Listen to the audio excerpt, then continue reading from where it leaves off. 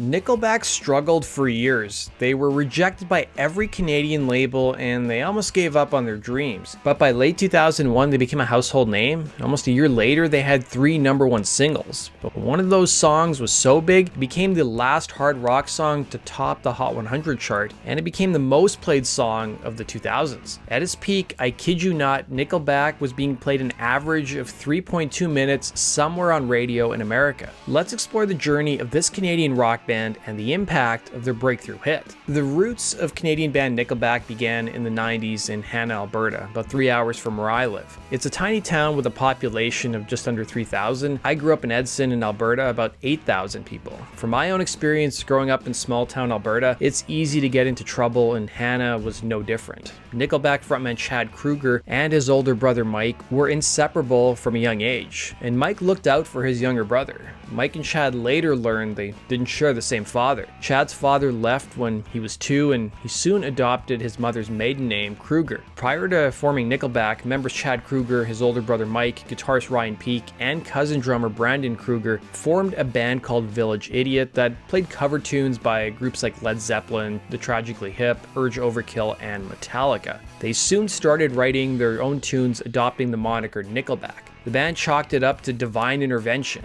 In the group's early days, bassist Mike Kroeger took a job at Starbucks to pay the bills. Mike told the Daily Record, let's just say coffee was $1.45. He continually tell patrons, here's your Nickelback. Chad soon asked his stepfather to loan him $4,000 so that the band could record their first demo, a 7-track EP of original material called Hesher, which came out in 1996. They recorded the EP in Vancouver, which became the band's home base later on in their career. The group spent half of that $4,000 to record the EP, while Chad admitted he spent the other half on magic mushrooms to resell. He admitted he turned that $2,000 into a lot more money. The group soon got into a van and the 4 of them started touring, but it was a slow process. They struggled early on to get people to even show up to gigs, as at one stop in Banff, Alberta, no one showed up. Chad recalled to Billboard that the band was, and I quote, playing for no money, sleeping in vans, not showering for 3 days at a time, while also, of course, building their audience through word of mouth, adding, you had to really want to be out there. And Canada isn't like America. You can't just drive for 2 hours and be in another city. You're doing 9-hour, 10-hour, sometimes 16-hour stretches. Chad referred to Nickelback's music in an interview as, and I quote, groove rock. When they started out, Kroeger admitted to Kerrang that he didn't have any goals of being an international band, but rather being a big fish in a small pond in their home country of Canada, and he was just going to be happy making a living off that. The single from their first EP, titled Fly, started to get some traction on Canadian stations CJ92 and Vancouver CFox, as well as Lizard FM from Kelowna.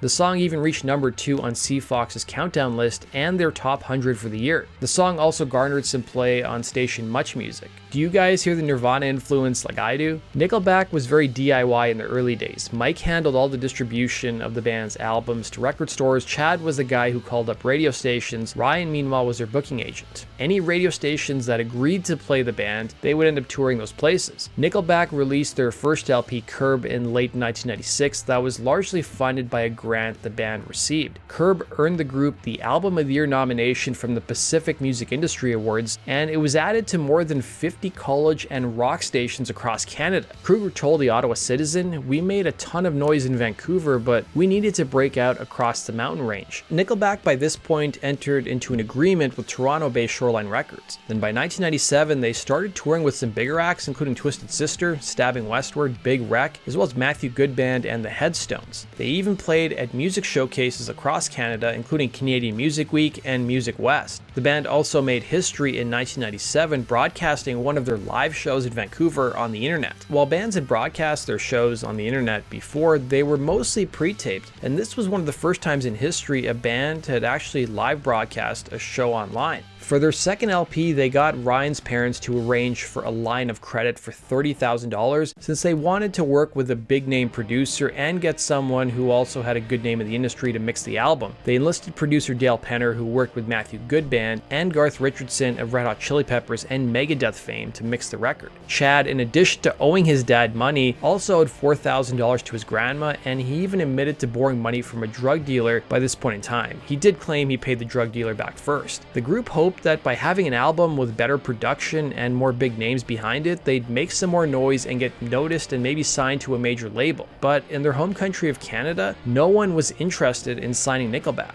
I also want to point out that their fellow Canadian Sum 41 went through the exact same thing. Nickelback released their second LP titled The State in September of '98 independently. The first pressing was limited to 5,000 copies, and the group won Album of the Year at the West Coast Music Awards, and Chad Kroeger took to the stage and he joked by thanking their record label. Having an album that was produced and mixed by some big names failed to attract any label attention, except for one, Roadrunner. Roadrunner's roster was mostly made up of metal acts who played much heavier music than Nickelback did, but there was a guy at the company named Ron Berman, and Roadrunner by this point wanted to branch out into more commercial mainstream and alternative rock. Berman wanted to sign an arena rock act. He was tipped off to Nickelback by several people, including a West Coast scout and the media and program director of CFox. He recalled to Billboard, "When I heard Leader of Men and saw them play live in a Vancouver club, the whole room was singing along with lighters in the air. I got goosebumps and I knew I had to sign them." Chad Kroeger, meanwhile, told the Ottawa Citizen what attracted the label to them, stating, "They saw that if four guys who didn't know anything about selling records can go this far on their own imagination, what can we do as a machine?" Soon enough, Nickelback were on a plane to New York City to meet with Roadrunner Records. Keep in mind, they had no manager, so they were representing themselves. Former Roadrunner Senior Vice President of A&R Monty Connor recounted, "Everybody thought Nickelback killed Roadrunner.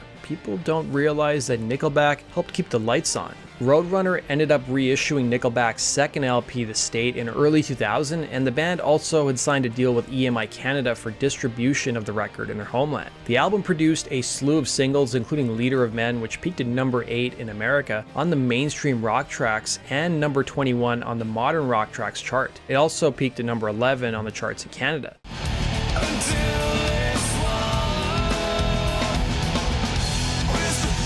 They had another hit with Old Enough, which peaked at number 24 on the mainstream rock tracks chart and number 12 on the Canadian rock chart.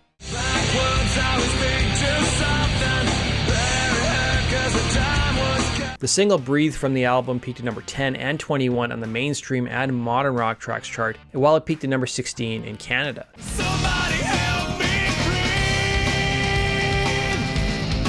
Now, we can't really talk about any popular Canadian band without discussing CanCon laws, which require broadcasters using the public airwaves, so your TV channels like Much Music or radio stations, to play a certain number of Canadian bands. Where I live, despite how popular Nickelback is, I will say no one seems to get more airplay than Tragically Hip. At least that's my assessment when I listen to the radio.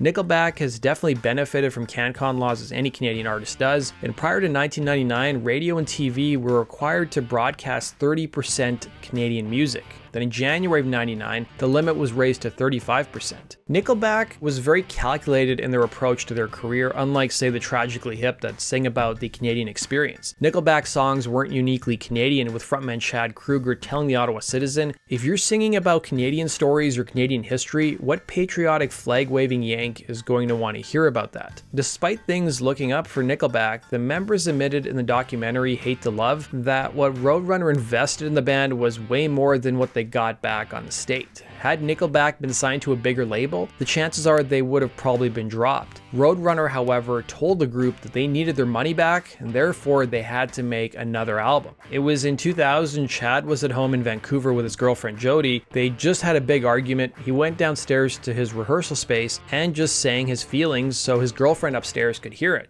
This is how you remind me of what I really am.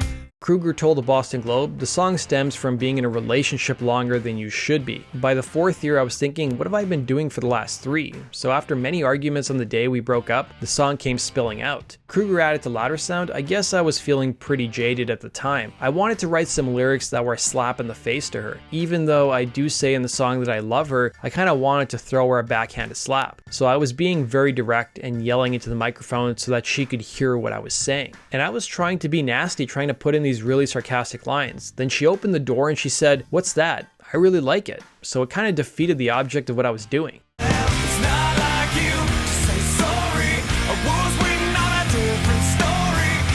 The first 4 lines were written about Kroeger's childhood. He had been arrested and sent to juvenile detention when he was a kid after he was caught breaking into a school. Never made it as a wise man. I couldn't cut it as a poor man stealing. The song, titled How You Remind Me, was written pretty quickly in about 45 minutes to an hour. Then shortly before the band was set to hit the studio to record their third LP, guitarist Ryan Peake recalled how Chad came to his house one day telling him he had the song How You Remind Me. He grabbed Peake's acoustic and played a bit of it, and Peake thought it was a good song but didn't really think it was going to be a smash hit. It was Peake's wife who overheard it and told the 2 musicians that that song was going to be a hit. As the group fine-tuned the song to its final form, Peake had already suggested a series of stops to make the chorus more impactful.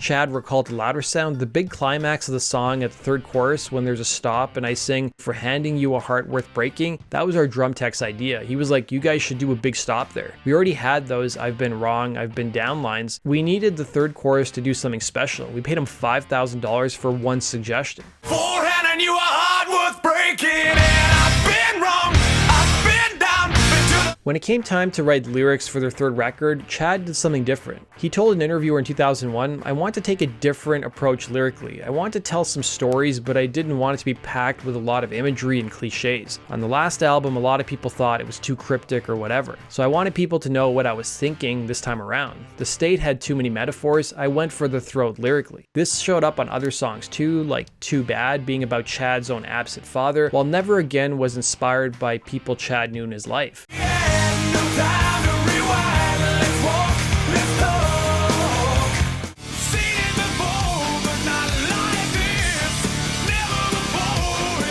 Nickelback ended up working with Alice in Chains, Temple of the Dog, and Pearl Jam producer Rick Parashar for their third LP titled Silver Side Up. The album was recorded in just 5 weeks. When it came time to choosing a single, their bassist Mike Kroeger didn't want How You Remind Me to be the first single. He was pushing for Never Again or Too Bad. So the band had these 3 songs to choose from, and they left it up to Roadrunner, who chose How You Remind Me as the lead track. It's going to be How You Remind Me first. We think we have something special here, and everyone just kept saying, your life's about to change. We had no idea how much, but they were right. Silver Side Up was released on September 11th, 2001.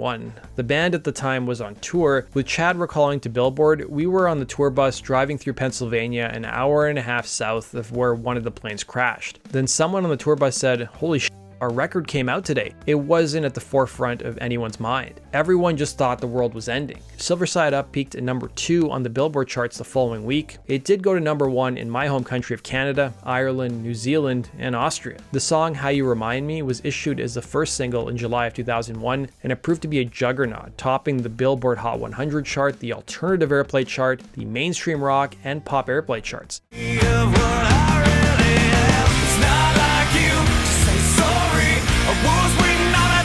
The song was such a massive hit that at its peak, it was being played somewhere in the United States every 3 minutes. So when one station was about to finish playing the song, another one started playing it.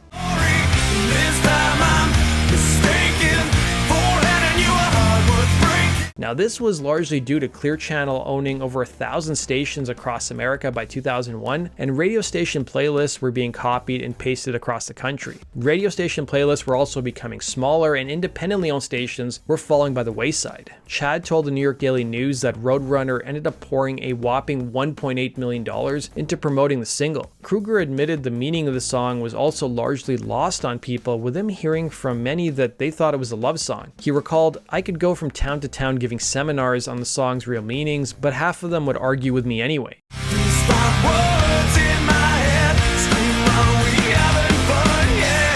The band went from playing a few thousand-seat theaters to soon selling out arenas everywhere in the world. The song's huge crossover success on Top 40 radio meant that the group's third album was selling an extra 75,000 copies a week, according to news reports. Looking back at the success, Kroeger remarked, "This is our Stanley Cup." The second single, Too Bad, resulted in some radio stations not wanting to play the song, while How You Remind Me was still in the top 10. It was only once the song dropped out of the top 10 that radio finally added the single, and the song reached number 42 on the Hot 100 chart. It ended up topping the Billboard Mainstream Rock Tracks chart.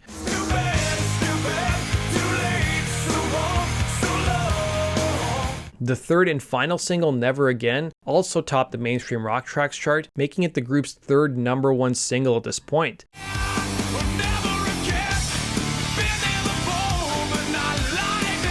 Then in spring of 2002, Kroeger wrote a song for the first Spider-Man movie called Hero. That was another huge hit, topping the mainstream rock and alternative airplay charts. The song also peaked at #3 on the Hot 100.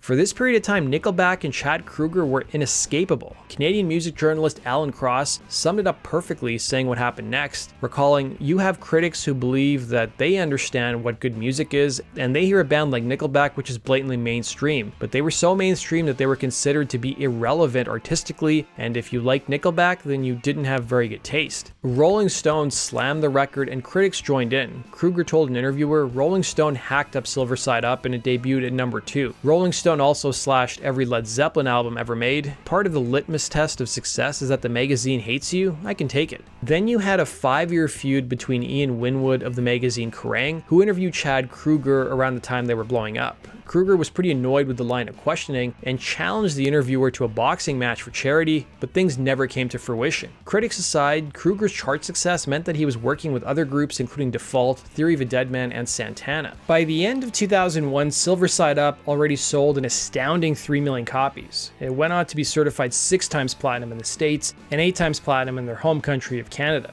Billboard declared that How You Remind Me was the most played song on US radio of the entire decade of the 2000s. It was also the last hard rock song to go #1 on the Hot 100 chart in the US. The song's impact was reflected in numerous awards it received, with the song winning 4 Billboard Music Awards and 4 Juno Awards. It was also nominated for the Grammy Award for Record of the Year in 2003, but lost to Norah Jones. Even Kroeger's ex-wife and Canadian musician Avril Lavigne recorded a cover of the song in 2012. This is how you remind me of what I really am. How You Remind Me became Nickelback's signature song and defined the post-grunge era of the early 2000s. It established Nickelback as one of the most commercially successful rock bands of their time, paving the way for a string of hit albums and singles for the rest of the decade. The song's enduring popularity is evident in its continued presence on rock radio and its ability to still chart decades after its initial release. In 2024, following Nickelback releasing their documentary Hate to Love on Netflix, How You Remind Me debuted on 4 different Billboard charts, including reaching the #1 spot on the Hot Hard Rock Songs chart. That does it for today's video, guys. Thanks for watching. We'll see you again in Rock and Roll Stories. Take care.